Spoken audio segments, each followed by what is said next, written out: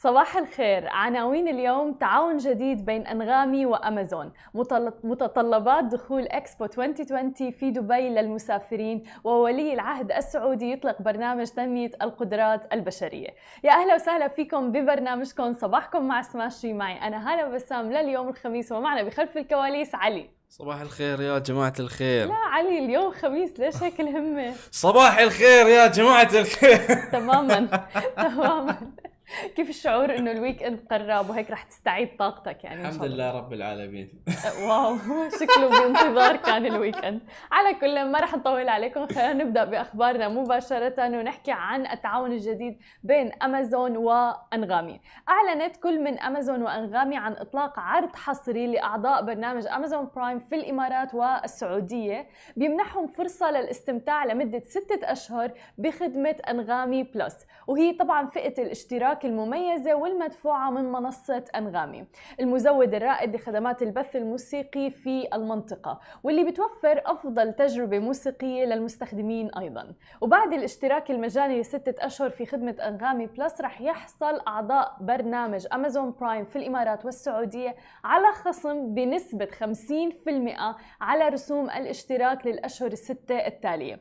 وبيتمتع أعضاء برنامج أمازون برايم في الإمارات والسعودية حاليا بمجموعة من المزايا الأخرى اللي بتوفر طبعا الراحة والترفيه، مثلا عروض التسوق الحصرية على مجموعة واسعة من المنتجات، بالإضافة إلى ذلك آلاف الأفلام والمسلسلات الشهيرة اللي بتضم إنتاجات أمازون الأصلية مع خدمة برايم فيديو أيضا، بالإضافة أيضا إلى ألعاب مجانية، محتوى مجاني داخل هذه الألعاب من خدمة ألعاب الفيديو من برايم. وبتشمل مزايا عضوية برنامج أمازون برايم في الإمارات خدمة التوصيل المحلي المجاني والسريع جدا، يعني مثلا التوصيل المجاني بيكون خلال يوم واحد، والتوصيل المجاني خلال يومين، بالإضافة إلى ذلك توصيل مجاني من أمازون في الولايات المتحدة الأمريكية وأيضا أمازون السعودية. أما في الإمارات فبتشمل مزايا عضوية برنامج أمازون برايم خدمة التوصيل المجاني في اليوم نفسه للطلبات المؤهلة اللي بتزيد قيمتها عن 100 درهم، واللي مثلا انتم بتقوموا بطلبها قبل الساعة 12 ظهرا، بالإضافة أيضا إلى التوصيل المجاني خلال يوم واحد. والتوصيل المجاني مثل ما ذكرنا من أمازون الولايات المتحدة الأمريكية وأيضا المملكة المتحدة. جميل جدا أن نشوف هاي النوع من التعاونات بين شركات من منطقتنا العربية لشركة كبيرة جدا وضخمة وعملاقة التكنولوجيا وتحديدا التجارة الإلكترونية أمازون. وكثير كنا متوقع أنه مثلا بعض الشركات الناشئة كانت تركز فقط على المحتوى اللي هي بتعمله وبتعمل شراكات مع شركات مماثلة، ولكن الآن عم نشوف توسع كبير جدا، وهذا بسبب التكنولوجيا وسهولة التعاونات اللي عم بتصير والشراكات اللي عم بتصير بين الشركات الكبيرة. خلينا ننتقل لثاني خبر معنا لليوم ونحكي عن إكسبو 2020 الحدث المنتظر. أعلن منظمو إكسبو 2020 دبي يوم أمس الأربعاء إنه رح يتطلب من زوار المعرض تقديم إثبات تطعيم أو نتيجة فحص سلبية لفيروس كوفيد-19 قبل بأسبوعين من افتتاح الحدث الضخم. وبتستعد دبي طبعا لاستضافة معرض إكسبو 2020 العالمي ابتداء من تشرين الأول أكتوبر المقبل ولمدة 6 أشهر. وتراهن إمارة دبي على المعرض اللي تأجل افتتاحه لسنة بسبب فيروس كورونا لاستقطاب ملايين الزوار.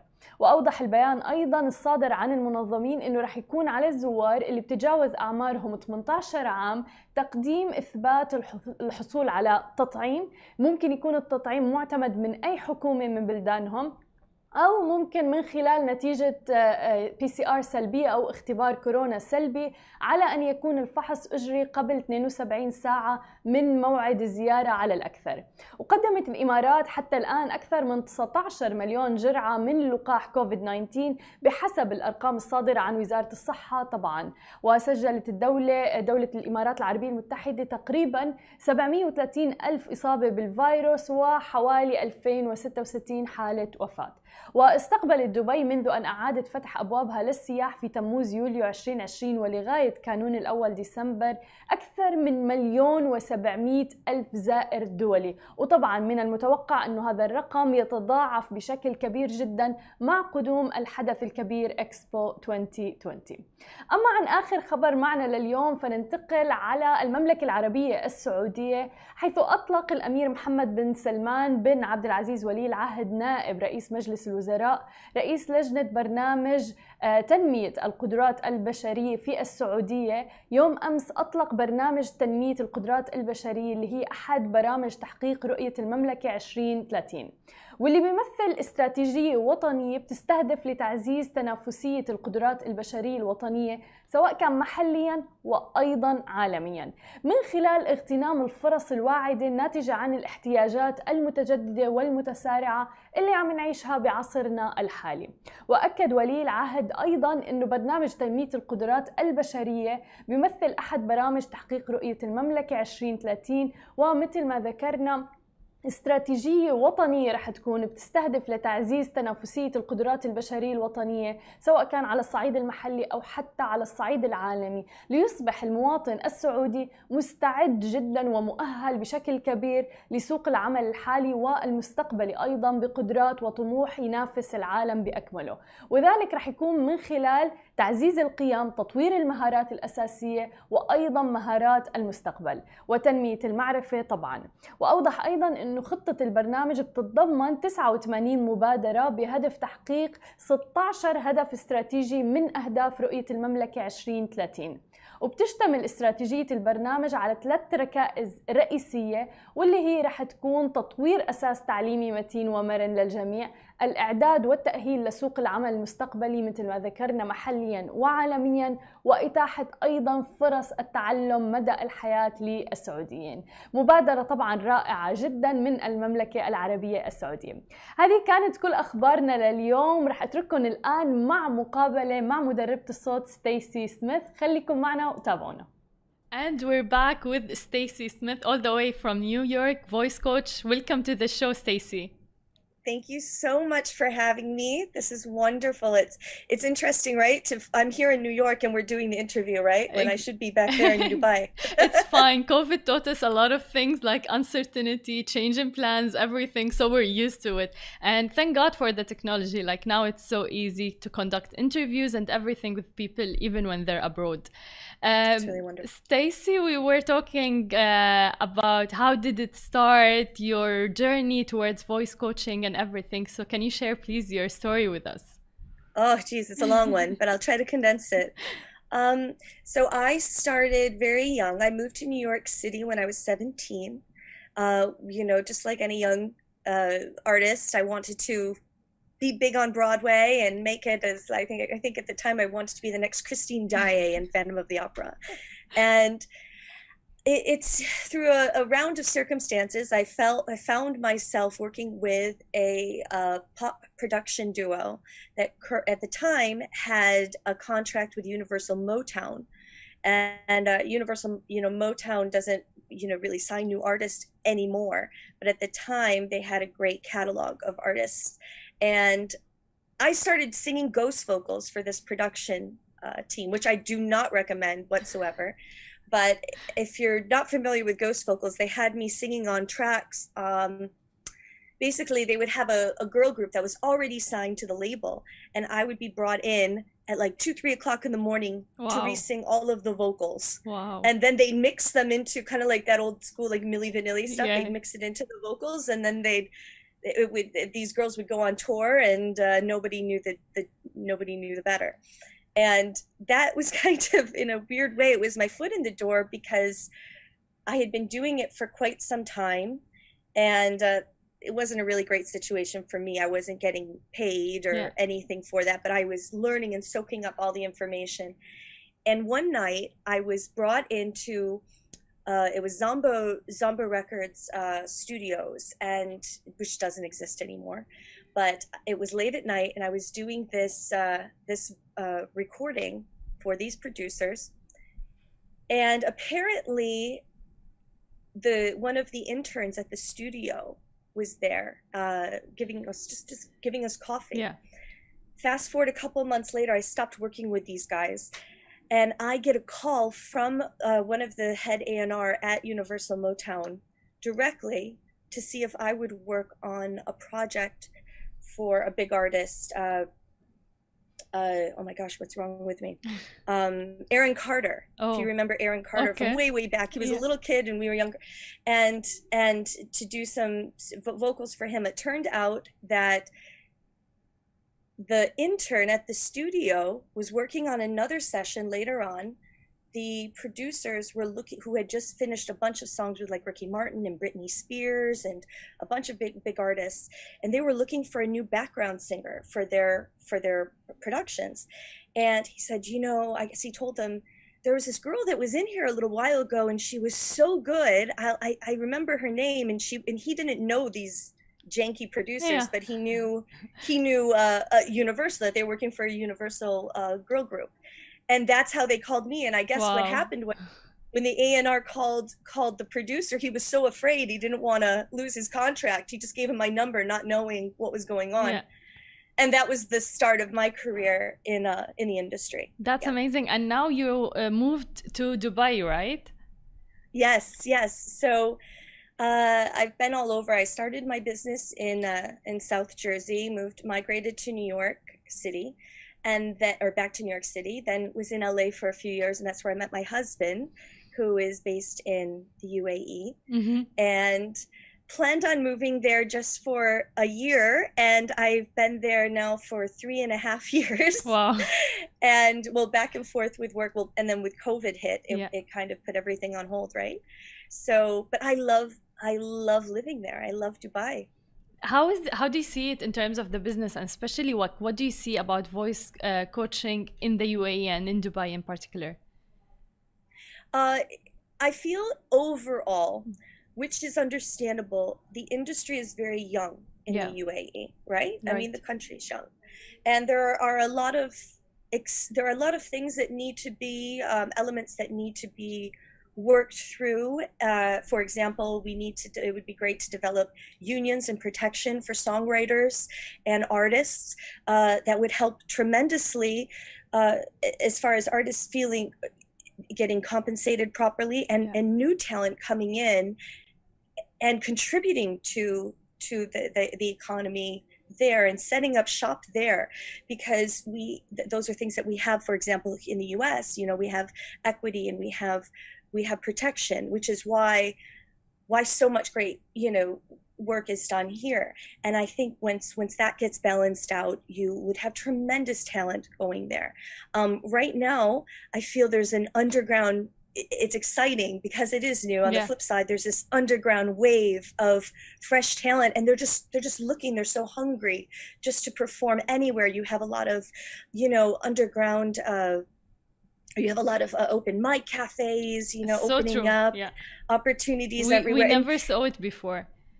Right. Yeah. And even in the couple of years that I've been there, the few years that I've been there, I've seen it popping up more and more.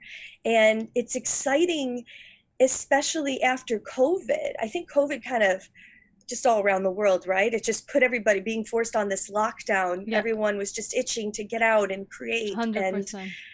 And I think it's going to come back full force. 100%. So I have lots of friends who are like singers, and like years ago, we never thought that could be a thing for them to actually pursue their dreams and actually become singers, release singles, and that we see it on platforms, even like Anغامي and other even platforms, YouTube, everything. But now seeing them perform on stages in the UAE really, really is amazing. It is. It's so exciting, and I want to see more of it. I'm excited. I want to put on shows. I'm excited to do that again and try to bring over what I've done in New York and in the States just in general, and bring it to the UAE, because again, there's just so much there's so much hunger out there for it, and wow, when we're able to do that, it's just gonna the floodgates are gonna open up, and it's really an exciting time. Exactly. I think right Exactly. now. Yeah. And I love that you shed the light on a very important topic, which is copyrights and things like that for singers, and even like being paid in the right way, because a lot of them gets called for a collaboration, a free one, and they have their time, effort, and everything, and it's their source of income as well. It's not only a passion. So can you tell us more about this challenge that those talents face? Well, I think it's also a challenge. There's a lot of for voice talent, for example, there's an acting, right? Yeah. There's a challenge because they're working through agencies, and then agencies aren't getting paid by clients, and there's or agencies aren't paying the artists, and that's another thing where you'll go in and you'll do a job, and then months later you're still waiting for payment. It's unregulated, and the thing here, the difference is here, it's law, and it's followed up, and there are heavy fines. If I were to, for example, perform, sing a backup song for a major television show, or even record something, there are certain minimums that have to be paid, and if the company doesn't pay them, they lose their license. Nice. There are heavy fines, and for there are major drawbacks for not doing it. They'll lose their license as an agency. They'll lose their license to do business, and they'll still have to pay the talent. So, and the other thing too is there are other benefits. It's just protection for the artist, and I think that's something that is really unfortunate because things are not regulated. You'll have the same person going to do a job that they should get being paid 5 times for, 10 times for, and they're getting paid so minimal, and or not at all, and that's going to keep a lot of talent, a really great talent, from actually setting up roots there in the UAE, which is a shame because we need that, and the talent that is already there, or here, well, I say here, there, because I'm in New York now, but they're in the UAE. There's so many fantastic, talented artists there, and they need that, and I think once we get a handle on that, it's going to change the game. So yeah, hoping for the best. What about like during the pandemic? How did it affect you coaching your students and clients? Well, for me, as you know, I have clients all over the world, so I've been doing sessions virtually. Oh, nice! How did that work? It went well. I've been doing it for a very long time, years and years and years before COVID, before I even moved out of the US. So I'm used to that. I prefer to work with artists in person, in the studio, just because singing, whether it's anything with the voice, it's physical. I mean, I also, my method is not just based on a typical, okay, or we're going to work through your voice and run through exercises today. Yeah. It's all encompassing, and it's developing the performer. So it might be working through their compositions, it's working through their stage choreography, it's working through a lot, so it's very physical. So I obviously prefer to do that. However, we do the best we can, and I think everyone learns to adapt, but as I said earlier, it's created this drive to just I just want to go out and see people and converse in person and 100% connect in person, because it's human beings, that's what we need, right? Exactly. Yeah. Did you see though a difference in culture, like especially that you have clients from all over the world, but what about like when you moved to the UAE and Dubai? What I have seen is, getting back to it being a very young audience, I feel that there are many. Now, this is not to spite any of, there are some companies out there that are really trying hard to build up the talent pool and give proper training to artists, but I found it lacking when I moved, and I found that there are a lot of others that are just not, you're not getting the right training. I mean, in the States, it's a very competitive world. I mean, especially in the major cities, you'd move to New York, you'd move to Los Angeles, you now move to maybe Austin Atlanta to train, depending on what type of, if you're going into pop music or if you wanted to be on Broadway or what have you. It's a very competitive, and the training has to match that, right? And I find that it was lacking, you know, and I think it needs to be brought up, and all of these things that we've talked about contribute to that. But it's also we do have a few that are, I'm seeing them pop up more and more throughout the past few years, of companies, dance companies and acting companies, and you know, music, and they're really trying to raise the level of talent. Because one thing that I find like kids are lacking, they're not getting, even in the schools, are you know, performance. They don't know how to perform. They might have a beautiful voice, but they don't know how to sell it. True. You know, and that's I would even argue in today's music is more important than the voice. Yeah. You know, because everything's so manipulated. You know, you're in radio, you know how it works. But if you have both, oh my God, you're unstoppable, right? So it's exactly. The competition, though, it's like rising and everything. But how do you see the future of this industry, especially in the Middle East, and in terms of business, in terms of money, really?